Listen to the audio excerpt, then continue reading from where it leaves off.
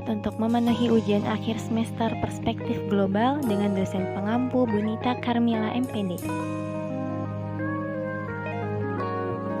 Dibuat oleh kelompok 12 Widya dan Ningsih, Zaiti Atik Silviana, Fakultas Keguruan dan Ilmu Pendidikan Program Studi PGSD Universitas Pakuan. Materi kami mengenai kesadaran dan wawasan global.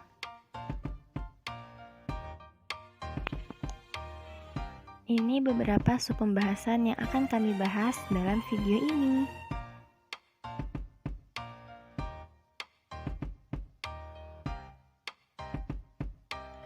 Apa sih kesadaran dan wawasan itu? Kesadaran mengandung arti keinsyafan terhadap ego, diri atau benda, kemampuan untuk melihat diri sendiri sebagaimana orang lain dapat melihatnya, adalah pengakuan diri yang muncul dalam diri sebagai cetusan nurani. Dikaitkan dengan perspektif global, kesadaran adalah pengakuan diri bahwa kita adalah bagian dari kehidupan dunia yang mempunyai ketergantungan terhadap orang lain dan bangsa lain, serta terhadap alam sekitar, baik lokal, nasional, dan global. Wawasan menurut Ensiklopedia Nasional Indonesia Jilid 17 tahun 1991 adalah sikap pandang atau cara pandang yang melihat sesuatu sebagai suatu kepentingan.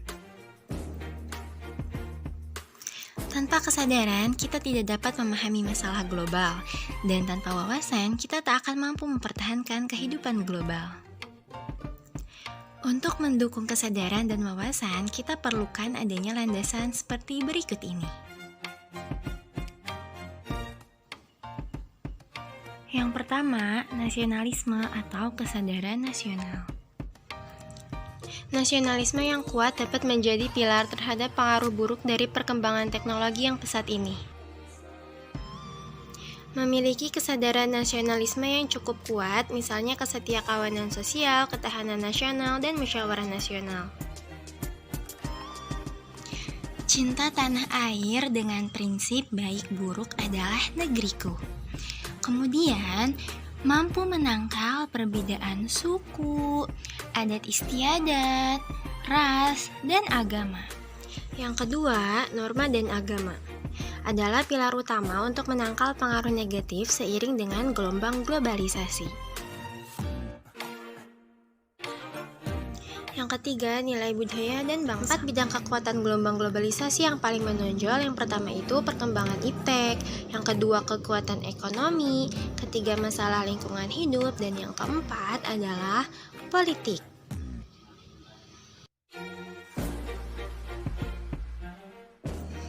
Globalisasi adalah spektrum perubahan sosial yang sulit diantisipasi. Mata pelajaran yang bersifat global, misalnya yang pertama, PPKN, terdapat materi yang berkaitan antara lain dengan hak asasi manusia, keadilan, demokrasi, dan lain-lain. Yang kedua, IPS, berkaitan dengan masalah lain iklim, lingkungan dan kependudukan, pengaruh revolusi Inggris, serta sistem dumping di Jepang. Kemudian yang ketiga, IPA, berkaitan kebocoran ozon, pemanasan atmosfer, El Nino, dan sebagainya.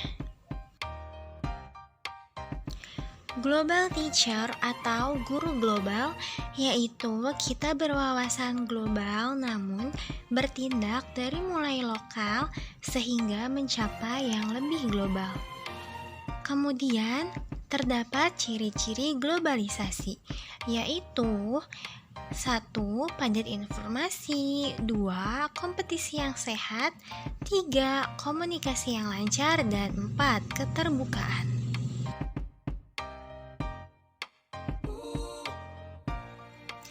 Terdapat peningkatan daya saing, yaitu yang pertama, peningkatan produksi dan mutu produk, kedua, penguasaan bahasa Inggris, ketiga, penguasaan ilmu pengetahuan dan teknologi.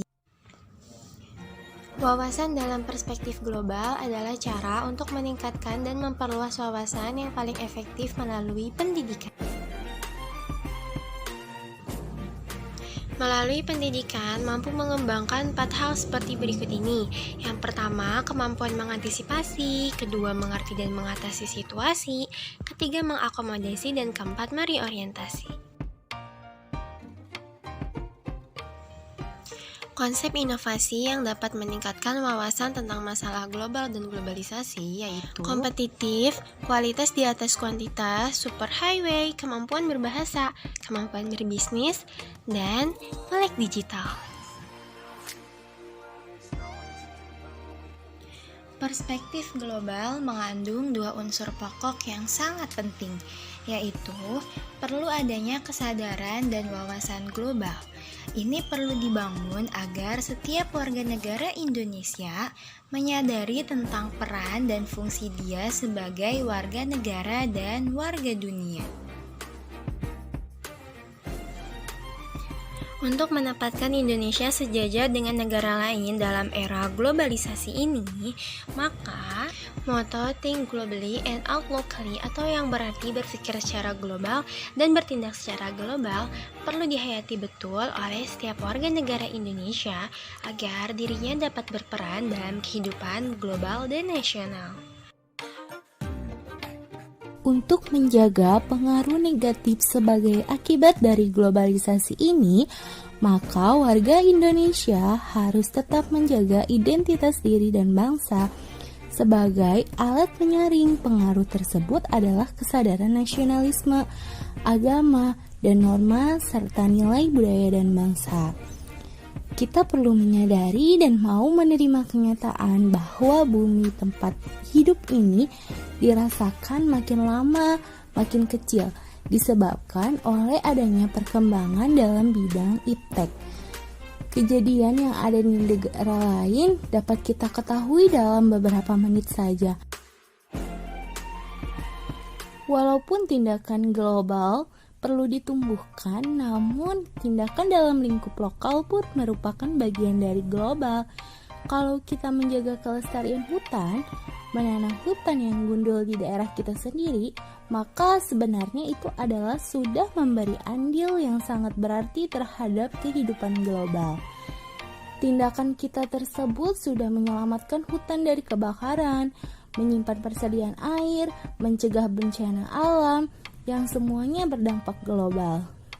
Kita harus dapat menyeleksi nilai budaya kita, mana yang mendukung dan mana yang menghambat dari proses globalisasi. Misalnya, moto mangan orang mangan, kumpul hujung uang yang ada di negeri orang lain, lebih baik hujan batu di negeri sendiri. Nah, moto seperti inilah tidak sesuai lagi untuk masa dengan yang segalanya berkembang semakin pesat. Dengan adanya kesadaran dan wawasan global ini merupakan unsur pokok yang sangat mendukung perspektif global masyarakat ke arah yang lebih maju.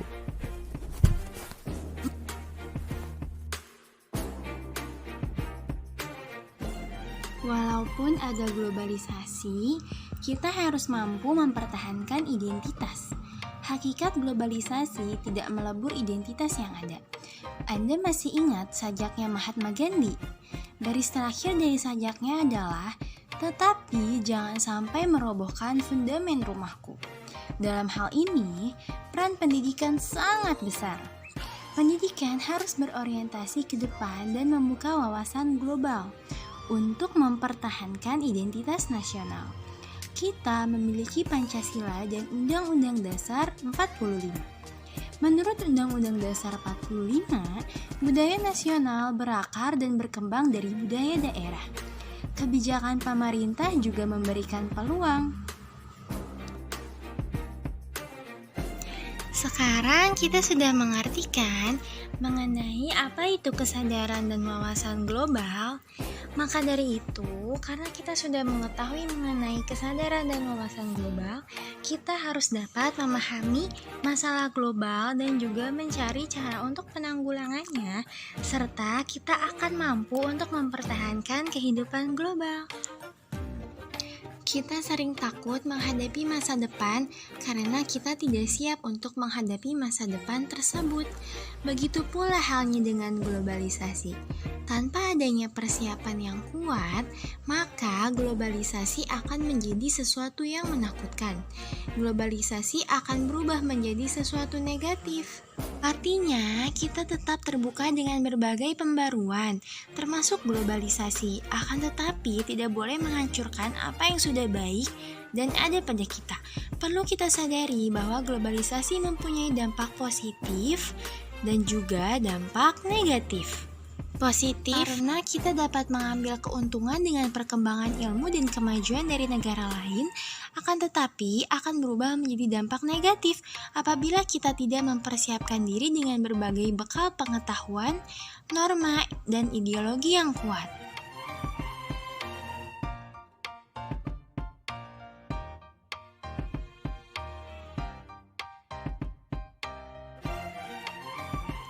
Semoga materi dalam video ini bisa bermanfaat.